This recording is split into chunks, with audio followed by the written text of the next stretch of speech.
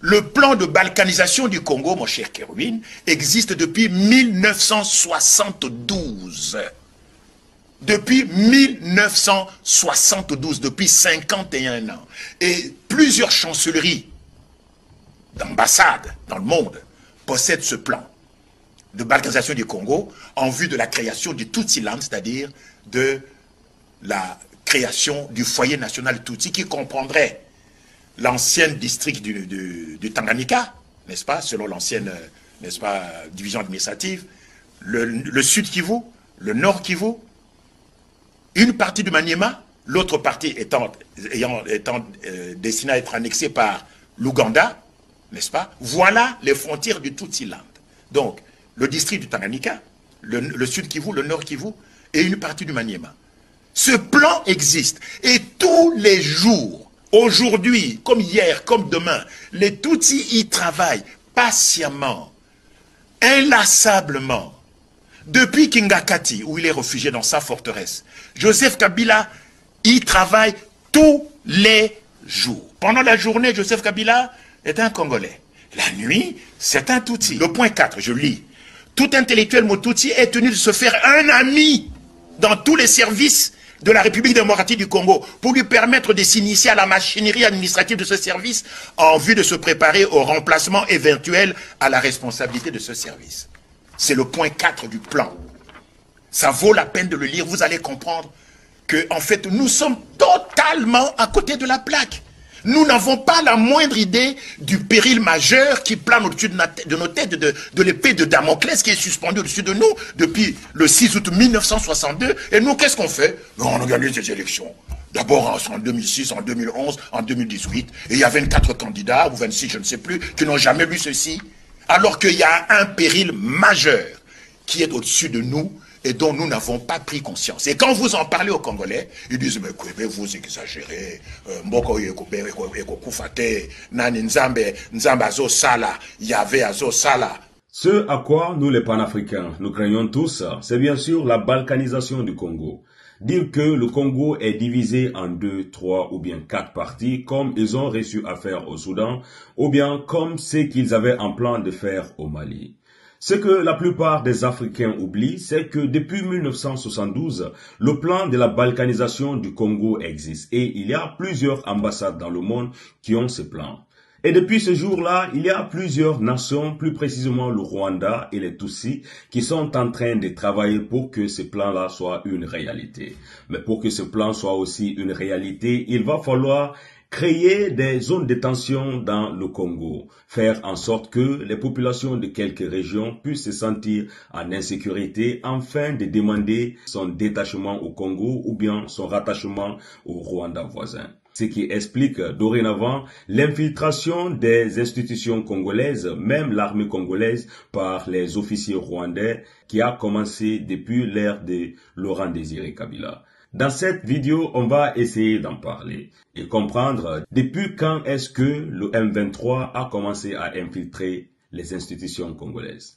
Ils ont dû rire sous cap lorsque Félix Tshisekedi disait que Kagame est son frère. Exactement. Mais, écoutez, voilà ce qu'ils disent ici. Tout intellectuel, c'est le point 4 du plan, il y en a 18, il y a 18 points. Hein. Le point 4, je lis. Tout intellectuel Motutsi est tenu de se faire un ami dans tous les services de la République démocratique du Congo pour lui permettre de s'initier à la machinerie administrative de ce service en vue de se préparer au remplacement éventuel à la responsabilité de ce service. C'est le point 4 du plan. Ça vaut la peine de le lire, vous allez comprendre que, en fait, nous sommes totalement à côté de la plaque. Nous n'avons pas la moindre idée du péril majeur qui plane au-dessus de nos têtes, de l'épée de Damoclès qui est suspendue au-dessus de nous depuis le 6 août 1962. Et nous, qu'est-ce qu'on fait? On a gagné ces élections. D'abord en 2006, en 2011, en 2018. Et il y a 24 candidats, ou 26, je ne sais plus, qui n'ont jamais lu ceci. Alors qu'il y a un péril majeur qui est au-dessus de nous et dont nous n'avons pas pris conscience. Et quand vous en parlez aux Congolais, ils disent, mais vous exagérez, Mboko Ekokufate, Nani Nzambe, Nzambe Azo Sala, Yahvé Azo Sala. Mais la Yougoslavie, qui parle maintenant de la Yougoslavie? Juste une petite anecdote. Je vais à Western Union, au guichet, pour envoyer de l'argent au pays. Devant moi se trouvent deux jeunes blancs, 18-20 ans. À l'époque, il y a cela, on remplissait encore des formulaires. Hein. On leur remet un formulaire qu'ils remplissent pour envoyer de l'argent. Alors, l'employé de Western Union prend le formulaire et regarde. C'est une dame. Et elle leur demande, mais où envoyez-vous l'argent? Ils disent, mais c'est écrit là-bas, sur le formulaire, on envoie de l'argent en Yougoslavie. Et la dame leur répond, mais écoutez, messieurs, vous ne savez pas que la Yougoslavie n'existe plus. Moi, j'ai peur, mon cher Kerwin, que dans 5 ou 6 ans, ce ne sera plus une question de parler de la Yougoslavie qui n'existe plus, mais ce sera, ah, mais vous ne savez plus que la République démocratique du Congo n'existe plus. Aujourd'hui, la Libye n'existe quasiment plus. C'est un pays qui est divisé en 3, la Tripolitaine, la Cyrénaïque et la région de Benghazi. Le Soudan, qui est voisin du Congo, divisé en 2, le Sud-Soudan, le Nord-Soudan, avant que la province du Darfour, qui est frontalière du Tchad, ne soit également séparée. Donc, il y a un péril majeur. Le plan de balkanisation du Congo, mon cher Kerwin, existe depuis 1972. Depuis 1972, depuis 51 ans. Et plusieurs chancelleries d'ambassades dans le monde possèdent ce plan de balkanisation du Congo en vue de la création du Tutsi-land, c'est-à-dire de la création du foyer national Tutsi qui comprendrait l'ancien district du Tanganyika, n'est-ce pas, selon l'ancienne, n'est-ce pas, division administrative, le sud Kivu, le nord Kivu, une partie du Maniema, l'autre partie étant destinée à être annexée par l'Ouganda, n'est-ce pas? Voilà les frontières du Tutsi-land. Donc, le district du Tanganyika, le sud Kivu, le nord Kivu et une partie du Maniema. Ce plan existe et tous les jours, aujourd'hui, comme hier, comme demain, les Tutsis y travaillent patiemment, inlassablement. Depuis Kingakati, où il est réfugié dans sa forteresse, Joseph Kabila y travaille tous les jours. Pendant la journée, Joseph Kabila est un Congolais. La nuit, c'est un Tutsi. Pendant la journée, M. Joseph Kabila, ancien président de la République démocratique du Congo, est un Congolais. Mais la nuit, il change de veste et il devient un Tutsi. C'est ce que M. Dieudonné Kouébé est en train de nous dire dans cette vidéo. Un journaliste très renommé et il est en train de nous rappeler que le plan de la balkanisation du Congo existe depuis maintenant 1972 et que la plupart des ambassades qui sont dans les pays africains ont ce plan-là et ils travaillent, ils soutiennent pour que le Congo soit balkanisé. Vous le savez très bien que tout ça, c'est à cause des richesses qui sont dans le sous-sol congolais. Plus ils divisent la population, plus ils ont l'accès à ces ressources minières à bon prix. Et dans cette vidéo, on va parler bien sûr de M. Laurent Désiré Kabila, qui a permis l'infiltration des institutions congolaises par les Rwandais à travers M. James Kabarebe et de M. Joseph Kabila, ancien président du Congo, qui jusqu'à présent, plusieurs personnes sont en train de dire qu'il n'est pas le fils légitime de l'ancien président M. Laurent Désiré Kabila et qui a succédé à ce dernier à sa mort. Une fois pour nous dire que c'est de là que ce plan de balkanisation a été encore plus renforcé. Pour le dire et reconnaître que pendant des années et des années, c'est le Rwanda qui était en train de diriger la République démocratique du Congo. Mais pour comprendre tout cela, on doit se plonger dans l'histoire. Comment est-ce que M. Joseph Kabila a participé non seulement aux 2 guerres du Congo, jusqu'à parvenir à être président au Congo? Joseph Kabila venait tout juste de commencer l'université en Ouganda en 1986. Lorsque son père l'a appelé pour l'aider dans la guerre rebelle contre le président Mobutu. Pendant la période de 1996 et 1997, connue comme la première guerre du Congo, Laurent Désiré Kabila a dirigé l'Alliance des forces démocratiques pour la libération du Congo, FDL, le groupe rebelle qui voulait mettre fin à la dictature de Mobutu. Durant cette guerre, Joseph Kabila a travaillé aux côtés de James Kabarebe, qui était à l'époque stratège militaire et chef du mouvement rebelle AFDEL de Laurent Désiré Kabila. James Kabarebe souhaitait que le jeune Joseph, alors âgé de 25 ans, participe aux opérations militaires menées par les forces de l'AFDEL. James Kabarebe, c'est cet officier rwandais qui a été chef d'état-major général de l'armée congolaise en 1997. Une très grande erreur de la part de l'armée congolaise et surtout de la part de M. Laurent Désiré Kabila. Mais ce qu'il faut dire, c'est qu'il y a un lien très fort, ou bien qu'il y avait un lien très fort entre M. Laurent Désiré Kabila et M. James Kabarebe. D'après les recherches que j'ai faites, on m'a rapporté que M. James Kabarebe était le beau-frère de M. Laurent Désiré Kabila, puisque M. Laurent Désiré Kabila avait marié une femme de nationalité rwandaise et cette femme avait déjà un enfant qu'on appelait Joseph Kabila. Et c'est exactement à ce moment-là que M. James Kabarebe a obligé son neveu à participer aux 2 guerres du Congo, sans savoir qu'il avait un autre plan derrière. Derrière l'AFDEL de Laurent Désiré Kabila se trouvaient les troupes du Front patriotique rwandais, les mouvements des résistances nationales ougandais, les fronts populaires de libération de l'Érythrée, ainsi que les gouvernements burundais et tanzaniens. Les membres de cette coalition de mouvements de libération avaient chacun leur propre motivation pour vouloir renverser Mobutu. Lorsque cette coalition a scellé l'essor de Mobutu, Laurent Désiré Kabila a annoncé en mai 1997 qu'il assumait la présidence de la République. Suite à l'accession de Laurent Désiré Kabila à la présidence, le jeune Joseph Kabila a ensuite suivi une formation complémentaire à l'Université de la Défense nationale de Pékin en Chine. Si on a très bien prêté attention dans cette vidéo, on se rend compte que M. Laurent Désiré Kabila a accédé au pouvoir au Congo parce qu'il a été aidé en majeure partie par le Rwanda, l'Ouganda, l'Angola, les troupes de l'Érythrée qui sont venues ici lui prêter main forte pour qu'il puisse faire dégager M. Mobutu. Mais il faut savoir que toutes ces aides-là ne sont pas vaines. C'est en contrepartie, ils doivent recevoir quelque chose. Et c'est dans ces cadres-là que M. Laurent Désiré Kabila, proclamé président de la République, il a alors nommé M. James Kabarebe en tant que chef d'état-major général de l'armée congolaise. Et c'est de là que cette infiltration va commencer dans toutes les sphères sociales, politiques, économiques du Congo. Malheureusement, le peuple congolais s'est réveillé très tard parce qu'ils ont constaté que dans leur pays, il y a de plus en plus de Rwandais, d'Ougandais qui ont des positions stratégiques. Et se sont alors rebellés et M. Laurent Désiré Kabila a alors changé de tactique en remerciant M. James. Mais dans tout ça, le Rwanda ne va jamais lui pardonner.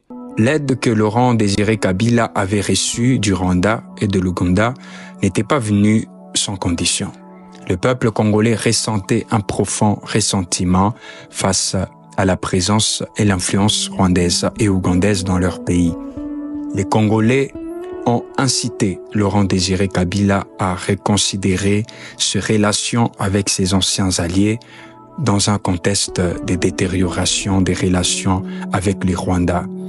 Le président Kabila a démis James Kabarebe de son poste de chef d'état-major de l'armée et a ordonné aux soldats rwandais de quitter la RDC. Cela a déclenché la deuxième guerre au Congo. Dans les mots suivants, la RDC a été divisée en 2 zones. L'une dirigée par Laurent Kabila avec les soutiens des forces armées de Zimbabwe, de l'Angola, de la Namibie, du Tchad et du Soudan, et l'autre par la branche armée rwandaise et burundaise. En plus de ces forces, un groupe appelé les Mouvements de libération du Congo MLC, dirigé par Jean-Pierre Bemba, et les Rassemblements congolais pour la démocratie RCD ont occupé d'autres régions du pays. La deuxième guerre du Congo a précipité le retour de Joseph Kabila au Congo en août 1998, lorsqu'il était nommé général-major, chef d'état-major de l'armée congolaise à l'âge de 27 ans. Sa promotion rapide a surpris beaucoup de gens. Compte tenu du temps très court qu'il avait passé dans l'armée, il a été l'un des principaux commandants militaires pendant la deuxième guerre du Congo. La vie de Joseph Kabila a radicalement changé au début de 2001. Le 16 janvier 2001, son père, Laurent Désiré Kabila, était assis dans son bureau au palais à Kinshasa lorsque l'un de ses gardes du corps lui a tiré dessus à plusieurs reprises. À la suite de cet incident, les conseillers de Laurent Kabila se sont empressés de faire en sorte que son cadavre soit transporté par avion au Zimbabwe. Les frontières du Congo ont été fermées, les aéroports et un couvre-feu ont été annoncés. Lorsqu'il est devenu évident que les blessures par balle de Laurent Kabila étaient mortelles. Ses proches alliés, en consultation avec plusieurs membres du cabinet présidentiel, se sont réunis afin de décider d'un successeur. Ils ont choisi son fils, Joseph Kabila, comme la seule personne capable de travailler avec les factions gouvernementales et militaires. Avec cette nomination, des tensions ont éclaté entre les responsables du gouvernement. Joseph Kabila n'avait que 29 ans et pratiquement aucune expérience. Les commandants militaires devaient être convaincus de son aptitude à gouverner. Cela n'était pas difficile puisque Joseph Kabila était bien connu et généralement respecté au sein de l'armée. Un obstacle inattendu était la réticence initiale de Kabila à accepter l'offre de devenir président. On dit qu'il était au début très réticent, probablement parce qu'il craignait pour sa vie. Il a finalement accepté la proposition et le 27 janvier 2001, un jour après la mort de son père, Joseph Kabila est devenu président de la République démocratique du Congo, devenant ainsi le plus jeune chef d'État du monde. Les Congolais ne savaient pas à quoi s'attendre de leur nouveau président. Ils ne savaient pas s'il était assez fort pour maintenir l'unité ou s'il pouvait poursuivre la guerre ou la paix. À une certaine époque, de nombreuses personnes étaient mécontentes de la manière dont Joseph Kabila était arrivé au pouvoir. Elles s'opposaient au fait qu'il était choisi secrètement et automatiquement. D'autres désapprouvaient ses choix parce qu'ils n'étaient pas satisfaits du bilan de son père en tant que dirigeant. Ils pensaient également que Joseph Kabila était facilement influençable, une marionnette de conseiller de son père. Quoi qu'il en soit, lorsque Joseph Kabila est devenu président, les pays étaient confrontés à de nombreux défis. Près de la moitié du territoire national était occupé par les armées de pays voisins qui avaient leur propre plan pour le Congo. Malgré cette situation compliquée, Joseph Kabila a fait preuve d'une forte volonté. Il a compris que rester au pouvoir ne pouvait pas être laissé au hasard. Immédiatement, après avoir hérité de la présidence, il a pris des décisions surprenantes qui s'écartaient complètement. Après son ascension au pouvoir, Joseph Kabila a licencié les anciens conseillers de son père et a entamé des relations bilatérales avec des alliés clés tels que les États-Unis, la France, la Grande-Bretagne, la Belgique. Ses voyages en France, aux États-Unis et en Belgique, à peine une semaine après son ascension au pouvoir, ont accru sa légitimité tant au niveau national qu'à l'étranger. Joseph Kabila a évoqué la nécessité de restaurer la paix et de consolider la communion nationale, de relancer l'accord de paix de Lusaka et revenir à la vie démocratique, d'offrir les systèmes politiques. Il a également eu des entretiens avec des groupes rebelles de gouvernements des 5 pays ayant des troupes au Congo, Rwanda, l'Ouganda, le Zimbabwe, l'Angola et la Namibie. En décembre 2002, Joseph Kabila a signé un accord avec les rebelles pour mettre fin à la guerre et former un gouvernement de transition. Cet accord, connu sous le nom d'accord global et inclusif, a été signé le 16 décembre 2002. Des partis ont convenu de combiner leurs efforts pour parvenir à la réconciliation nationale. À cet effet, Ils ont décidé de mettre en place un gouvernement d'unité nationale qui organiserait des élections libres et démocratiques après une période de transition fixée par l'accord. L'accord a maintenu Joseph Kabila comme président par intérim avec 4 vice-présidents dont Jean-Pierre Bemba. Cet accord a été ratifié en avril 2003. Les soldats de la paix des Nations Unies sont arrivés en République démocratique du Congo fin mars 2003 pour surveiller les cessez-le-feu et les retraits des troupes. En 2004, Joseph Kabila a été victime d'une tentative de coup d'État. Mais ses forces loyalistes ont écrasé le coup d'État. Malgré cette tentative, il a poursuivi son objectif d'unifier le pays.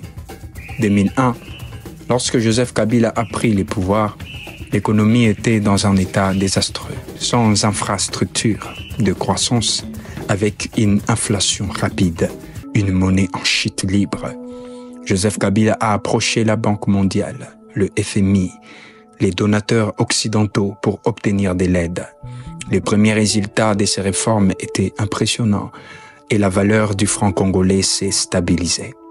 De nouveaux investissements ont afflué dans les secteurs de la construction, les infrastructures, la télécommunication, des mines. Toutefois, les indicateurs des développements sont restés inférieurs à la moyenne africaine, malgré une augmentation de l'espérance de vie et de la scolarisation, ainsi qu'une baisse spectaculaire de la mortalité infantile. Les indicateurs économiques se sont toutefois améliorés sous les règnes de Joseph Kabila. Bien qu'il soit resté en deçà du potentiel du pays, les principaux défis étaient de diversifier l'économie congolaise.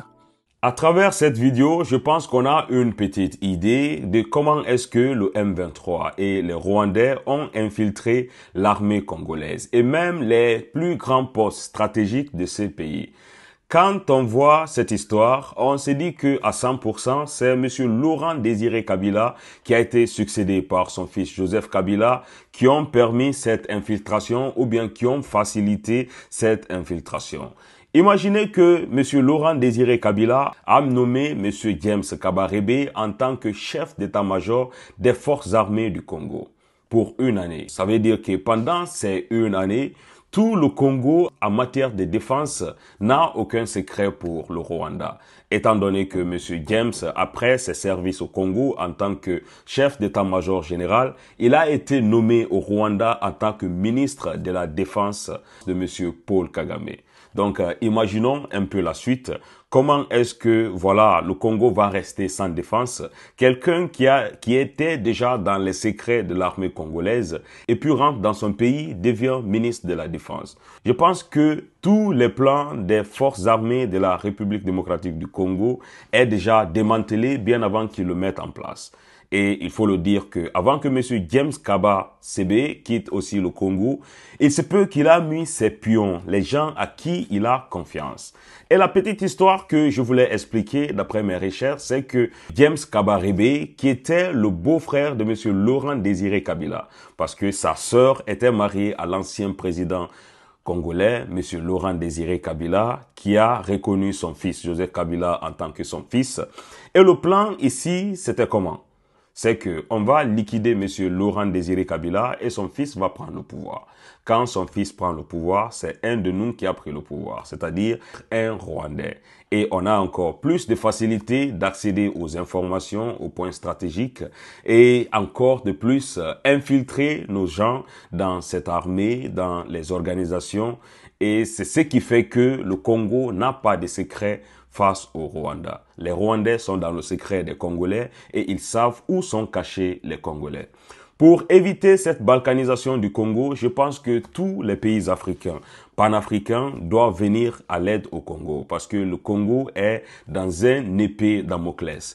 Un peu partout, ils sont réellement ficelés, non seulement par des gens qui sont infiltrés, mais aussi qui ont de l'aide des pays et des puissances internationaux qui sont en train de renforcer cette épée Damoclès sur le Congo.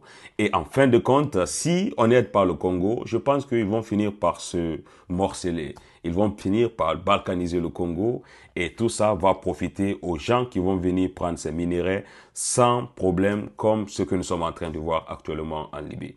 Sur ce, mes frères, on espère que le pire ne se passe pas au Congo et que tous ces petits groupes terroristes qui sont en train de prendre place au Congo seront dégagés bientôt et que, voilà, le Rwanda et ses forces de défense vont essayer de perdre ce combat. Ce royaume de Tutsiland qu'on veut créer ne va jamais avoir le jour.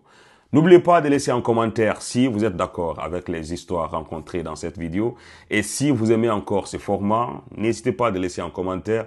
On se retrouve à très bientôt pour une nouvelle vidéo, mes frères et sœurs.